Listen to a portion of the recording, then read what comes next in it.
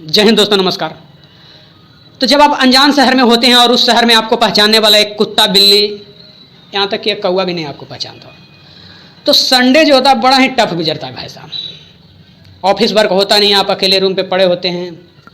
लेकिन शुक्रगुजार हूँ मैं उन इंजीनियर्स का मैं शुक्रगुजार हूँ कि जिनकी मेहनत और डिजिटलाइजेशन के कारण आज हर हाथ में मोबाइल है, एक स्मार्टफोन है, जिसे वो अपने करीबियों से दूर रह के भी मिल सकता है, जुड़ सकता है, और यहाँ तक कि रूम में बैठे बैठे ही वो इंटरटेनमेंट के साधन तलाश सकता है, इंटरटेनमेंट कर सकता है। तो आज हम कुछ वैसा ढूंढ रहे थे यूट्यूब पे कि जो गांव की मिट्टी से जुड़ा हो, हमारे किसान से जुड़ा हो।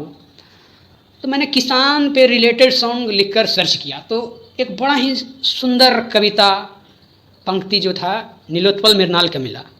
क्या शानदार लफ्ज़ों में उन्होंने उसे गाया है, चाहता हूँ मैं आपको वो सुना दूँ, और वीडियो के डिस्क्रिप्शन में मैं वो लिंक दे दूँगा। आप वहाँ से उनकी भाषा में आप सुन सकते हैं, उनकी आवाज़ में साफ साफ सुन सकते हैं कि एक बूढ़ा किसान जब अब वो किसानी नहीं कर पा रहा है, अब उसके पैरों में वो ताकत नहीं रहा कि वो खलिहान जाकर अपने खेतों के, अपने खलिहान में जो उग रहे रेड़ और झाड़ को साफ कर सके। वो क्या कहता है हम तमाम लोगों से, वो सुनिएगा कि मुट्ठी भर लेके हम जमीन चल देंगे एक दिन आसमान में। मुट्ठी भर लेके हम जमीन चल देंगे एक दिन आसमान में। मेरे पाँव के वो निशान पाओगे छूटे खलिहान में। सर्वेक्षण करते हैं भूवैज्ञानिक, भूगोलवेत्ता, यूरेनियम डंटिंग विधि, कार्बन डंटिंग विधि से कहीं पे भी किसी चीज़ का एग्जिस्टेंस का पता लगाते हैं, अस्तित्व का पता लगाते हैं। वो कहते हैं कि वो जो हमने अब खलिहान जाना छोड़ दिया है, लेकिन आज भी जब वहाँ पर तुम सर्च करोगे तो वो आखिरी पैरों का निशान वो तुम्हारा नहीं होगा, वो किसान का ही होगा, वो आखिरी निशान भी उन्हीं का होगा।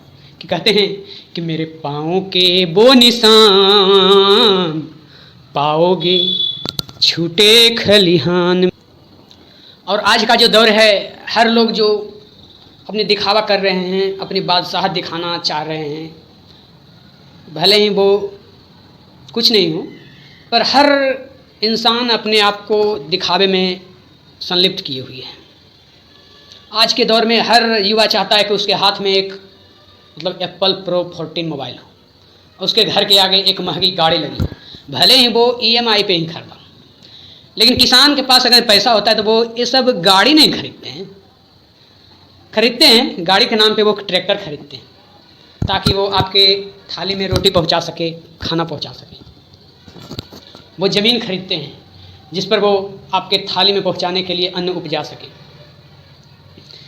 तो वो क्या कहते हैं, वो अपनी बादशाहत किस रूप में बताते हैं। एक किसान, बूढ़ा किसान क्या कह के बता रहा है, वो सुनिएगा कि किसी से लिया ना कुछ रखा ना बकाया रे, दोनों हाथों से लुटाया कुछ ना बचाया रे।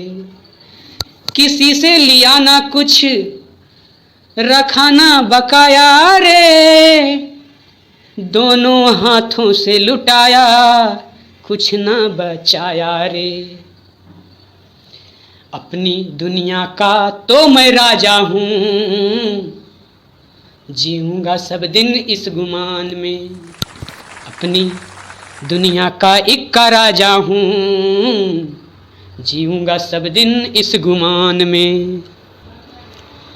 और आज के चकाचौंध निकलने के लिए, दूसरे को दबाकर आगे निकलने के लिए तैयार है, वहाँ हम चाहते हैं कि हम किसानों की उपेक्षा करके आगे बढ़ जाएं, जो संभव नहीं है। इसका ताज़ा आईना हमने कोरोना काल में देख लिया कि आपके पास रुपया बहुत थे, लेकिन फिर भी आपके थाली में जो है रोटी पहुँचने में मुश्किल हो रहा था। अच्छे नौकरी करने वाले के थाली से जो है रोटी गायब हो चुकी थी। और जो हमारे देश के प्रधानमंत्री 56 इंच का सीना चौड़ा करके कहते हैं कि हमने उस संकट के दौर में सबके थाली में रोटी पहुंचाया, अनाज दिया, लेकिन वो किसका मेहनत था ये हम लोग देखने के बजाय प्रधानमंत्री और मीडिया के बातों पे बस उस दिखावे में रह जाते हैं। लेकिन उस पसीने को भूल जाते हैं, उस खून को भूल जाते हैं जो भाप बनकर उड़ा, तब जाके वो अनाज आपके थाली में, वो रोटी आपके थाली में पहुंचा है। तो किसान क्या कहता है वो सुनिएगा कि जब खाली थाली देखी भरदम उपजाया रे, खुद आधा पेट खा के जग को खिलाया रे। और क्या कहता है कि अगर हम मर भी गए तो ऊपर भी जाएंगे तो किसी से मांग कर नहीं खाएंगे।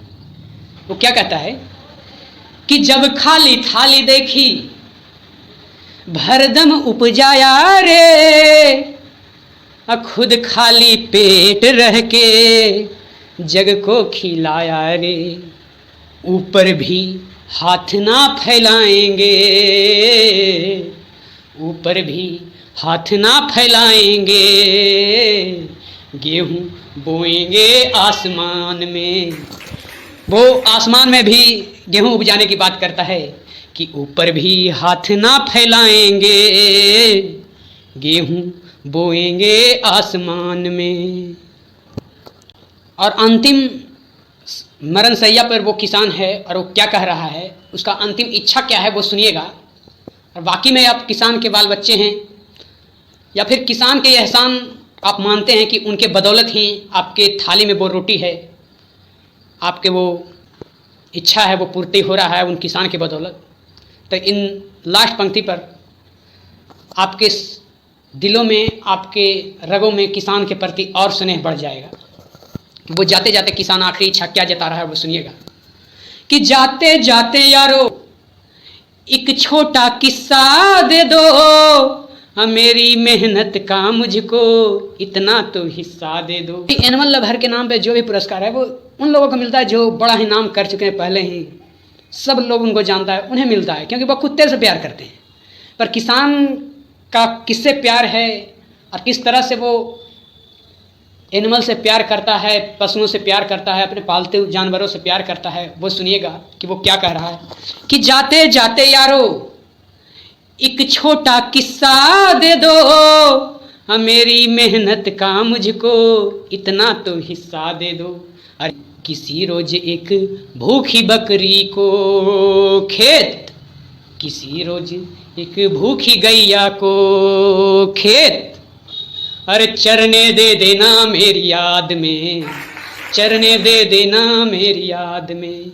किसी रोज एक भूखी बछिया को चरने दे देना मेरी याद में। ठी भर लेके हम जमीन चल देंगे एक दिन आसमान में, मेरे पाँव के वो निशान पाओगे छूटे खलिहान में, मेरे पाँव के वो निशान पाओगे छूटे खलिहान में।